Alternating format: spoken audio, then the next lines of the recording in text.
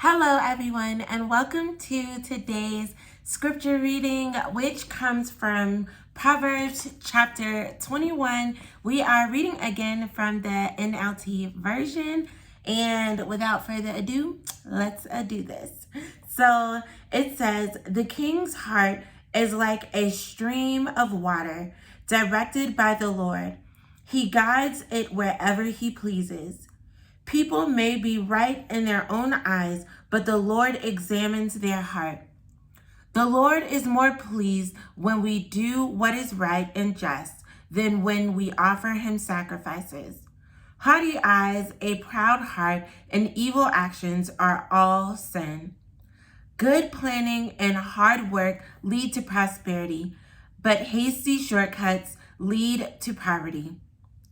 Wealth created by a lying tongue is a vanishing mist and a deadly trap. The violence of the wicked sweeps them away because they refuse to do what is just. The guilty walk a crooked path, the innocent travel a straight road. It's better to live alone in the corner of an attic than with a quarrelsome wife in a lovely home.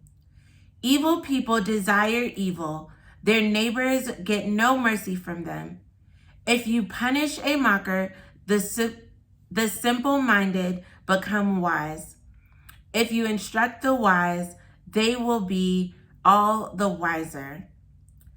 The righteous one knows what is going on in the homes of the wicked. He will bring disaster on them. Those who shut their ears to the cries of the poor will be ignored in their own time of need. A secret gift calms anger. A bribe under the table pacifies fury. Justice is a joy to the godly, but it terrifies evildoers. The person who strays from common sense will end up in the company of the dead. Those who love pleasure become poor. Those who love wine and luxury will never be rich. The wicked are punished in place of the godly, and traitors in place of the honest.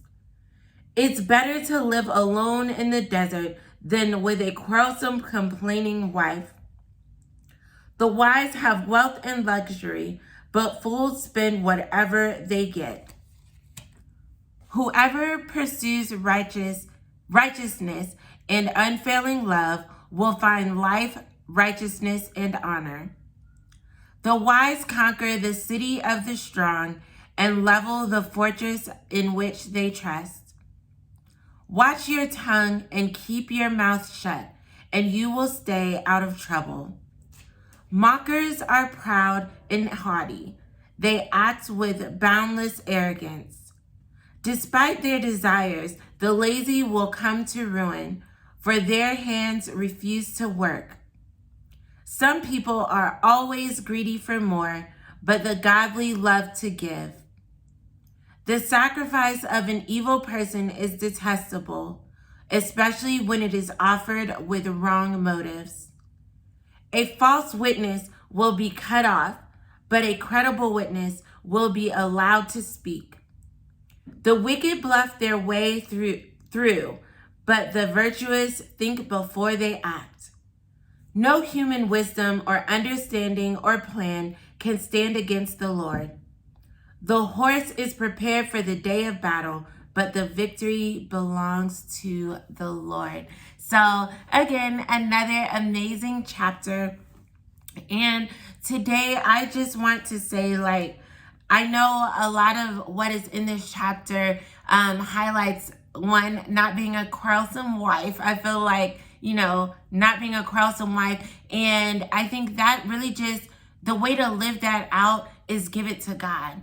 If your spouse is doing something that you do not like, don't nag them and say, why are you doing this? And you should be doing that. Give it to God. And then also, I would say something that I do is I'll be quiet, and then I'll also say, God, show me where I need to change. Show me how in this situation I need to be doing something different. Show me my heart in this moment, so that I'm not just looking at him or saying saying like, what should he be doing different? He should be doing this. Examine my heart, God. Show me where I need to change and where I need to grow and where something may be in my heart that needs to be uprooted. And you will find that taking your focus off of your spouse, and I would say in general, taking your focus off of what the other person needs to change and allowing God to do a work in you will help you to not be that quarrelsome wife or that quarrelsome person in general. The other thing that I would say is overall, there are things in this chapter that are presented about just, the way that you might be trying to do things versus God's actual way of doing things and how he will have things to turn out. Turn over your plans, turn over your ideas and your thoughts to God and say, not my will, God, but your will be done. And I will point out verse 31, which is literally my favorite verse in this chapter, chapter 21, that says, the horse is prepared for the day of battle, but the victory belongs to the Lord. You guys, do everything in the natural that you can do to be prepared for the life God is calling you to, the ministry God is calling you to, the word God is calling you to. Do everything you can to prepare. Apply to go to the school. Do well in your classes and study for the test. Make sure that you're showing up to work prepared to do the presentation well.